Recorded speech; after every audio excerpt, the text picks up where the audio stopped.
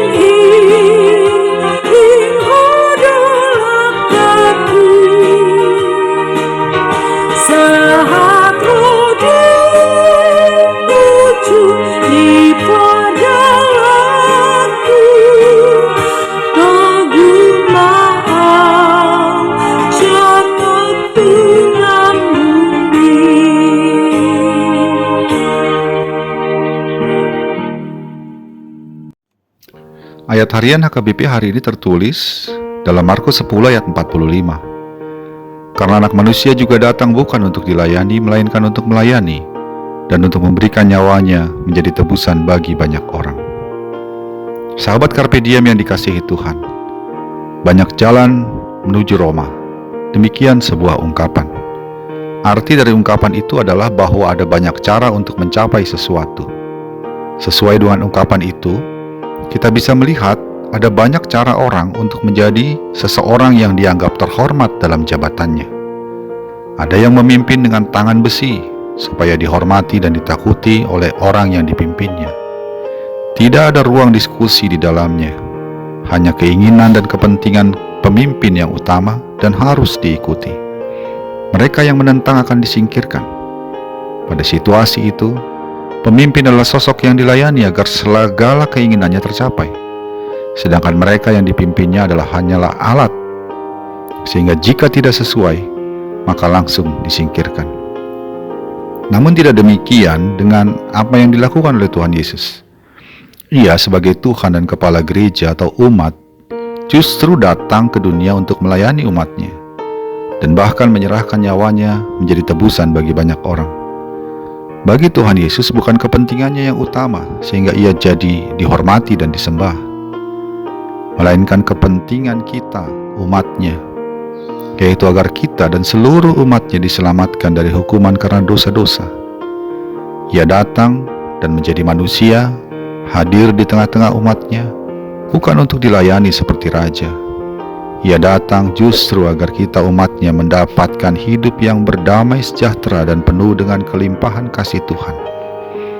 Oleh karena itu, ia datang untuk melayani, bukan dilayani. Saudara-saudara, dua hal yang kita peroleh dari perenungan tersebut adalah: pertama, Tuhan Yesus adalah Tuhan yang begitu mengasihi kita. Ia rela datang ke dunia bukan untuk menjadi hakim yang ditakuti, tetapi datang menjadi Tuhan yang penuh cinta kasih, merangkul kita umatnya yang berdosa. Dan karena cinta kasihnya yang begitu besar, ia rela mati bagi kita agar kita diselamatkan. Sungguh suatu cinta kasih yang layak untuk kita pegang dan pertahankan dengan erat hingga akhir. Karena tidak ada cinta kasih yang begitu besar, dan tidak ada sesuatu yang sedemikian besar yang bisa kita dapat dari luar Tuhan Yesus. Kedua, Tuhan Yesus menetapkan suatu standar kepemimpinan Kristiani bagi setiap kita, bahwa menjadi pemimpin yang besar bukanlah dengan menjadi pribadi yang semena-mena karena kekuasaannya, bahwa menjadi pemimpin, kepentingan mereka yang dipimpinnya lah yang menjadi kepentingan utama. Dan karena itu pemimpin Kristiani adalah pemimpin yang melayani kepentingan umat atau orang yang dipimpinnya, bukan kepentingannya pribadi atau kepentingan kelompoknya. Saudara-saudara, kita banyak melihat contoh pemimpin di dunia ini yang menjalankan kuasanya. Seperti kata Yesus, banyak yang menjalankannya dengan semena-mena karena kepentingan pribadi dan kelompok. Namun sesungguhnya, kita semua dalam level masing-masing adalah pemimpin. Paling tidak, banyak di antara kita menjadi pemimpin dalam keluarga. Bagaimanakah cara kita menjalankan kepemimpinan kita? Sudahkah sesuai kepemimpinan kita dengan apa yang diteladankan oleh Yesus? Amin. Marilah kita berdoa. Ya Allah Tuhan kami di dalam Yesus Kristus, terima kasih untuk cinta kasih-Mu yang besar bagi kami, sehingga Engkau rela menjadi manusia bukan sebagai hakim yang perlu ditakuti, tetapi justru sebagai Tuhan yang penuh cinta kasih merangkul kami, agar kami yang berdosa diselamatkan. Biarlah ya Tuhan, apa yang menjadi cinta kasih-Mu itu kami pegang erat, dan tidak kami lepaskan apapun yang terjadi.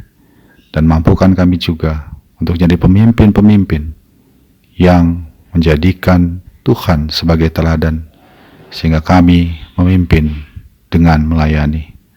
Di dalam Yesus Kristus kami berdoa. Amin.